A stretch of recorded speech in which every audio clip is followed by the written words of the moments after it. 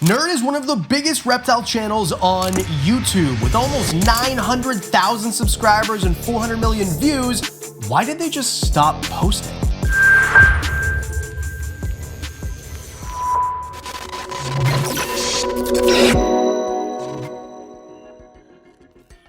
It's always very strange when you just see someone on the internet stop posting, whether it's a personal account, business account, or a giant thing like Nerd. So I decided that I was gonna get to the bottom of it and figure it out. So I drove all the way to New Hampshire to investigate for myself, and I didn't tell Kevin I was making this video. So let's take a tour, play with some animals, and at the end, I'll tell you what I think is going on. This is Kevin McCurley, the owner and operator of New England Reptile Distributors, one of the guys that is a pioneer in our industry, and if it wasn't for him, we wouldn't have a lot of the animals we have now, because he's produced tons and tons of world firsts. He was pivotal in starting the craze of ball pythons as we know it now, and his brain is at capacity with reptile knowledge. This man is an encyclopedia and will talk your ear off for hours if you let him about reptiles. And I wouldn't have it any other way. What's his name? This is Jeremy. Why did you name him Jeremy? Because I have no imagination. Didn't you used to employ a Jeremy? I did. I didn't name him. I named Jeremy after the human. No, actually the other way around. What kind of turtle is this, Kevin? This is a fly river turtle. And what makes fly river turtles different than all the other turtles? It's like a freshwater sea turtle. We call it pig-nosed turtle. And he is so spoiled, it's ridiculous. And he says, Johnny, why aren't you bringing him something to eat? Okay. He'll do this until you start petting him, and then he goes quiet, and he loves to get pet. So he begs for attention and food. So Jeremy's kind of like a golden retriever? Just like Jeremy's food and pets? Ridiculous. Food and pets. You want that, buddy? You want that? Okay. He is so ridiculous for attention. And you know who else is like that is Bubba. So he's not even that hungry. He just this is what he wants. You know who else is like that? Johnny. This is Johnny, the resident giant at Nerd. A gentle giant indeed, one of the nicest guys, but the terrifying thing about him showing you around all these reptiles is he's got no regard for his own safety. He's not reckless, he's just really, really experienced and obviously has this adrenaline addiction working with all of these animals that could definitely hurt you if they wanted to. But this is a testament to why Nerd is so great. All of these animals, which are dangerous reptiles, they can teach you why they're so amazing and why you shouldn't be afraid of them. Feed a giant snapping turtle without getting my fingers bitten off, right? Which one's your favorite fingers? They're all my favorite, Johnny. I've got 10 of them. Choose. Choose. Can I choose? Okay, so see, look, he's very excited. I can see that. So he looks like a dinosaur. Yes. So we're gonna feed Bubba. Okay. Which is your favorite fingers? I prefer the right hand. Okay, cool. Yep. So you promise me you're gonna do exactly what I do, and you're gonna try it. Okay, sure. Okay. So Bubba, fun fact is when they get older, they become very omnivorous. Okay. So they prefer to like scavenge. Okay. And get whatever they want. So he loves strawberries. So you're gonna go like this. And he's not gonna jump out at it? He'll push up, but look the key is your back finger. Like if you notice when I hold, these three fingers are touching the back of his nose. So when he pushes up, he pushes my hand up too with him. Green. Okay. Now go ahead, do it. I tried again and again, but Bubba was not interested in opening his mouth for me, and I really wouldn't recommend doing this in the first place, as you can see by this sign very visible on the wall. So instead I sent my wife to do it, and she did fantastic. To me, the only thing I was worried about with this alligator snapping turtle is I didn't know this animal, but I know snapping turtles can move like this. Woo! And if my fingers are too close, they're gone, and I'm Canadian and I was in America and it's expensive to get stitched up there. So, or like have things reattached. Feeding snapping turtles clearly isn't for me. I do love feeding lots of other things though, like iguanas and bearded dragons, and definitely my dogs too. Which is why having this video sponsored by Chewy is the absolute perfect fit, because I need a ton of lights and bugs and some misting heads and all this stuff from Chewy. Right now, if you spend $49 on select reptile products on Chewy, we'll reward your dog by giving you a free 4-pack of Cadet Bully Sticks. Because at Chewy, we believe that if you love reptiles, we should reward you by feeding your dogs cool treats. I also use any excuse possible to show dogs in videos, because like, are these not the most beautiful, fantastic creatures? Okay, we're here for reptiles. All right, you ready to hold Fenrir? What's his name? Fenrir. Yeah, croc yeah. monitor. The ripping machine, yes. Yes. Austin, can you please get a child-sized, extra small hoodie for Adam to save his beautiful dome, please? Sure. Thank you. A few moments later. It looks like it fits perfect. In my opinion, Komodo dragons are probably the most notorious or the most famous of all the monitor species, but I would say the cooler monitor species also from parts of Indonesia is the croc monitor. These animals can get longer than Komodo dragons, but not quite as big. I personally think they're cooler, but you have to put on a little bit of PPE before, Johnny. It's like a backpack. So when you're holding on to big monitors like this, make sure that you have some sort of protection, because what you don't want is you don't want their claws to go into your skin. And Johnny trimmed his nails before this. I know this because I'm not bleeding and I don't need 78 stitches right now.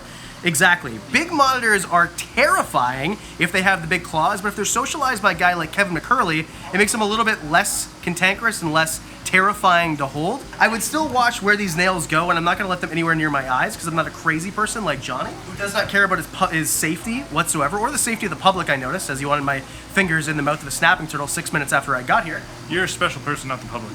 I've been called special in many instances in life. So this, of all the animals that I wanted to see today, is the one that I wanted to see the most, so I think we can go home now. If you've been watching the channel, you know I have a fascination with monitors, especially lately, and with croc monitors, the coolest animal that I will never own. This is an animal reserved only for experts like Johnny and Kevin and the staff at Nerd. Personally, I don't have the space. You need so much room for an arboreal giant lizard, and they can be a tad unpredictable if you don't know what you're doing. So at least for many, many years in the future, I don't see myself owning one, but I'll definitely be back to Nerd to play with this amazing creature. That's their defense mechanism. So it looks like an oil stain on my driveway on the left there, and then on the right, it looks like an alien form of that same snake. What are they? So this would be a piebald sunbeam, and then this is just the normal wild type sunbeam, which are actually amazing. So I can tell you one thing, I've actually bred these before, and the babies have a little ring around their neck. And this is a very, very shy fossorial snake that actually wants to live underground, and it wants to live in kind of humid areas where they're gonna dry up. This one actually musks me, which is really interesting. It's musking me because it's upset by the other sunbeam snake. So what is the point? They're a fossorial snake, which if you don't know means that they live under the ground basically in dirt. Yep. So why do they look like oil slicks like that if they almost never see the sun? That's a really, I would not know, but it almost reflects like a prism of all, and of course we're underneath a really crappy light, but this is reflecting, you know, the ingredients of that light, that 5500K light. Yeah, because I've seen these in the sun, and it almost like blasts your eyes. It's almost like it's a light in it of itself. Yeah, so like D'Albert's pythons, and this is even shinier than a D'Albert's, but you get something like a Bolan's python, which is, hold on, dude. So these, same kind of, very, very reflective. This is a Bolan's python, otherwise known as the most cool, amazing snake that there ever was. If you talk to any expert of snakes or anybody new to snakes, this is the snake that they're going to say if they had no budget is the one that they want to get. They look like an oil slick, but they also look to their prey items and to their predators like almost nothing, because that's what iridescence is for. It's an arboreal snake too that you're going to find not only at elevation, so high up in the mountains, but in the trees. And the reason that we couldn't breed them for so long until guys like Kevin McCurley studied them for years and years and years is because nobody goes to where they are. Everybody knows how an anole acts because they're in everybody's backyard, but nobody has Bolan's pythons in their backyard, and if you go to their backyard, it's dangerous for you and it's dangerous for them.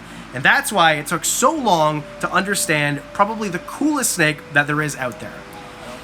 No one watched me walk away for this, right? All right. So, Johnny, if this thing were to bite you, what happens? I would swell up like a balloon. Would you recommend most people hold an animal like this? Not at all, unless you have experience. Okay, so no. This is Darwin's Goliath, and this thing is still a baby. So it might even get bigger than you, Adam. Wow, that doesn't take much, Johnny, but I appreciate you mentioning that. How big do they get? Anywhere from 8 to 12 inches. Dang. She's going to sleep. Oh, that's so She's cleaning me, actually, see? Well, what part of the world are these guys from? They are an island giant. So like Trinidad, the islands over there. So New World, okay, that's cool. Inverts are fascinating, and that centipede was too, but that's not my jam.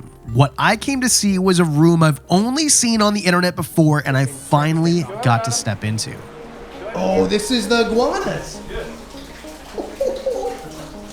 That is in the world's most giant tree frog.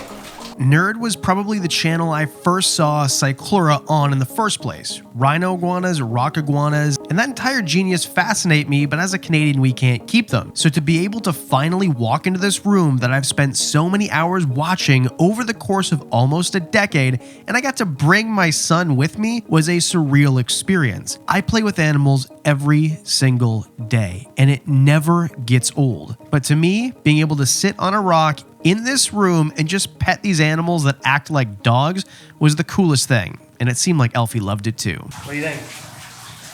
What do you think? Should we rent a warehouse in Niagara Falls, New York so we can keep them? There are cobras in this building, but this is not one of them. This is a false water cobra.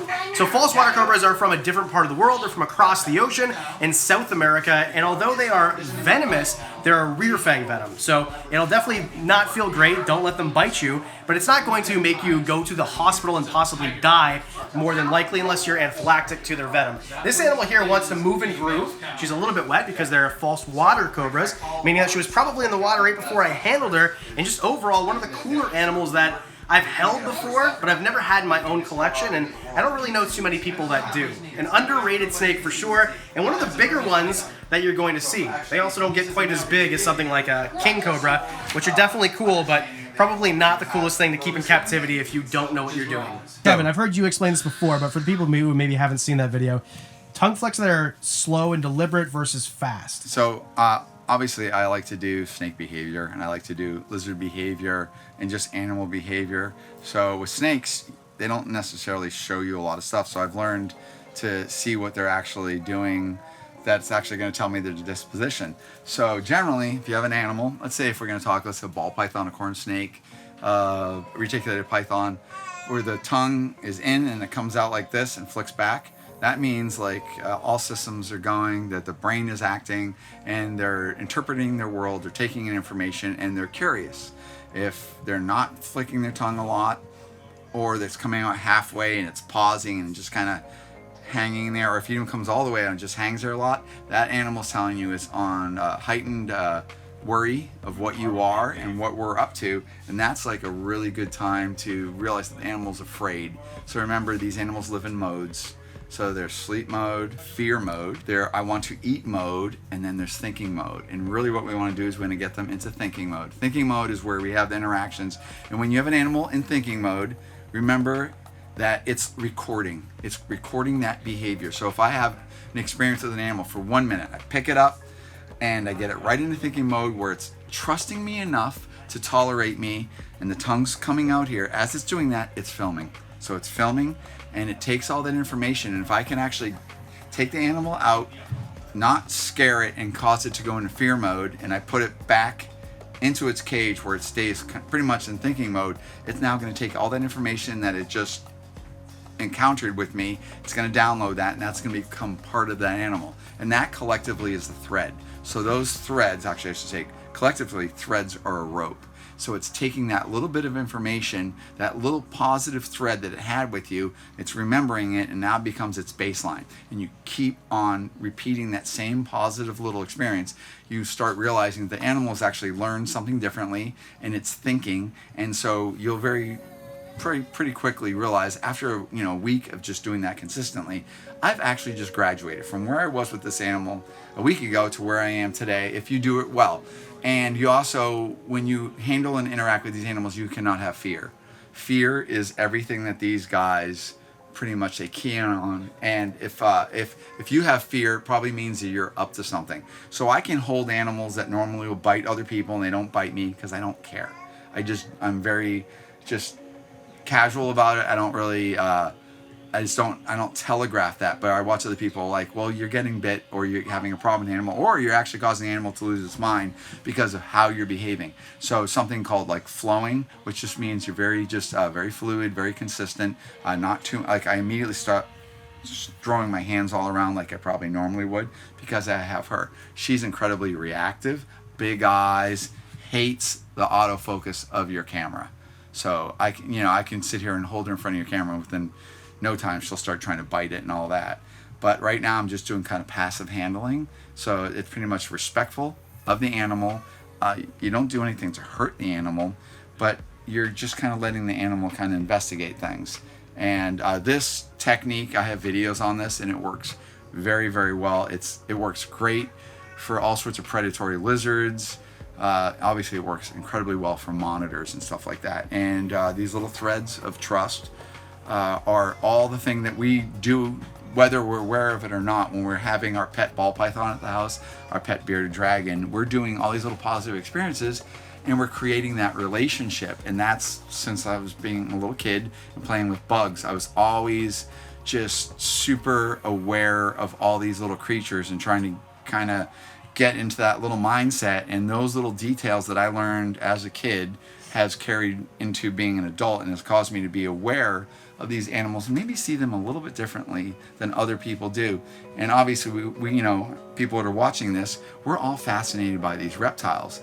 But just because we keep reptiles doesn't mean we understand reptiles. So I always want to learn more and try to break down how to read these animals, how to understand them, how to get the most out of them, and actually enjoy them. And I don't want them to be fearful of me. I've met Kevin before, and I was only there for about 2 hours this time. It still blows my mind every time I see the guy, how much he knows about reptiles and how genuine his care is for them. I've met all the YouTubers that I've wanted to meet.